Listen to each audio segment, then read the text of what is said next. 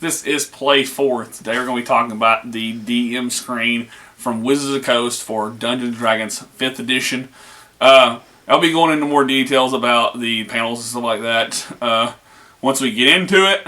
We're going to be taking the DSLR through and looking at the panels each at a time and giving my thoughts on it. So stick around, guys. Okay, today, as I said in the intro, we're going to be talking about the DM screen for 5th edition D&D. That's been out for a couple months, and I'm just now getting around to doing the video on it, and I'll give you my thoughts. And there's some other videos out there, too, with reviews on the product. I know Fistful of Dice did one, and I'm sure you can find a couple others out there. But I've been using it for a bit, so I have a good idea of how it works in play, as opposed to just based on the idea of it. So we'll jump right in there. Now you see the art on the front is very beautiful art. It kind of reminds me of the Larry Elmore style. It looks just kind of simple, but it has a different color approach to it.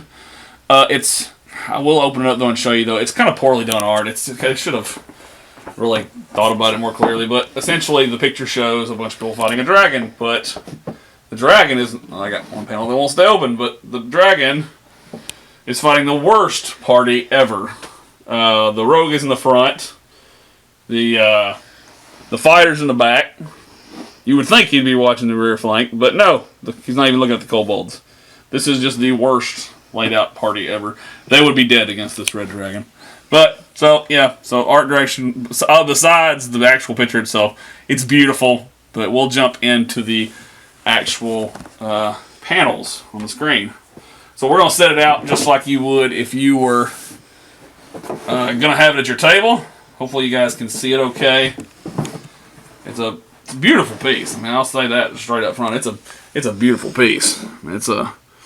The screen starts out on the left panels with NPC stuff, characteristics, ideals, and then bonds, and then flaws, and a name generator. Now this is all great stuff. This is all stuff that you'll find in the Dungeon Master's Guide about creating NPCs. Now the name generator is something I don't think is in the DMG, but if you must be really new to role-playing games if you need a name generator that terrible.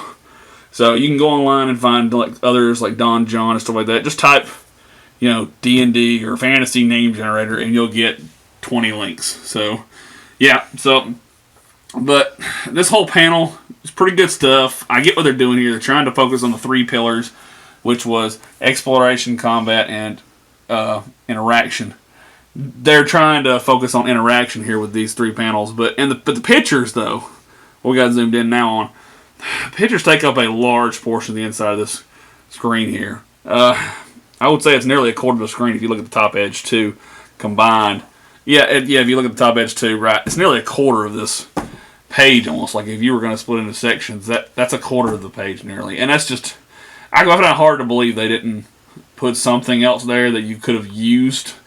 It's honestly just a waste. So we're going to move over to the next panel here to conditions. Okay, so all these pictures and stuff like that are examples of conditions in the game. If you look at the player's handbook, there's an appendix that has all these conditions broken down.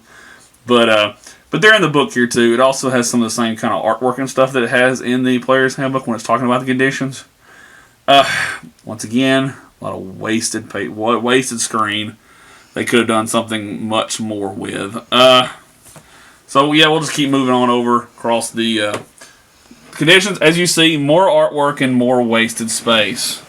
Okay, so and this is where we're getting into the good stuff. This is what you play. This is what you get a DMG screen for here. Let me shift it over here. You gotta make it easy on our cameraman, camera woman. Thank you. And so you can see here now we're getting in the actuals that the GM kind of needs more skills and abilities related to them. Like, what goes with acrobatics? Well, that kind of stuff is on the screen, Basic ideas for how to set your DCs, lighting effects, what kind of lights give what, candles, whatever, yada yada yada, lamps, hooded lanterns, that kind of stuff. The kind of stuff that you actually need when you're doing a dungeon crawl. What is an obscured area? What does it do? Cover. Those are extremely important things. This is the kind of stuff that should be more on the panel. And a gigantic picture. And a gigantic picture. That's right. A waste of space. Why do I need to see a picture of cards from the, I believe that's a Magic item in the game. I can't believe it. Deck of Many Things. That's right. Deck of Many Things, I believe. And that's kind of a waste of space. So, and then we get over here to the fourth panel. Okay, so the fourth panel has got good stuff on it for the most part. But, once again, a huge, we'll jump over to the right here, a huge picture of a Tarrasque and some dice. I'm sorry. I'm going to give this, my opinion on this GM screen is that it's just wasted room. Now this game is a easier version of D&D than ones in the past have been, but there are still more things that you could have put on this panel instead of making me look at pictures of Tarrasques. Okay, so, but we'll start the good stuff on the screen, on this panel, sorry. Encounter distance is pretty important stuff. Some GMs like to have that kind of thing. Travel pace is pretty cool to have, especially when they want to take more focus on the exploration pillar of the game.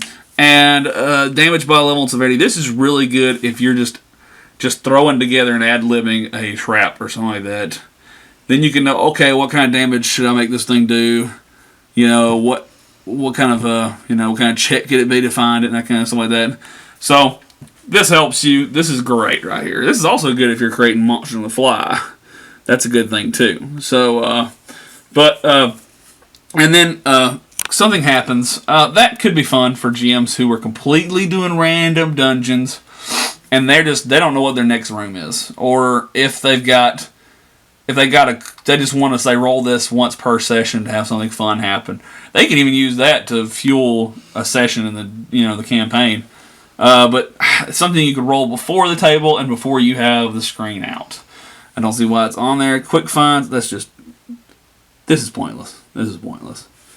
I had nothing else to say with it. It's pointless. If you can't figure out that list yourself, then if you can't describe those things yourself, you shouldn't be doing this yet. So, but anyways, so this is my thoughts on the DMG. Let's take a long outside shot to see how long it is and how it looks. You see all this wasted space, and I feel strongly about this. It is a beautiful screen. But, like I said, wasted space. And I'm going to be taking it to space and making little tables for myself in Word or something like that. And printing them off on sticky paper, probably. And print them off on sticky paper. And, yeah, I apologize, guys. The camera's not wanting to focus on the DMG. But, like I said, yeah. I'll be sticking my own little custom panels on here to fill out stuff. Like adding the mob attacks rules from the book. Maybe if you're using Theater of the Mind, you could add in maybe one of these sections about figuring out how many people are getting attacked by cone spells, stuff like that, area spells.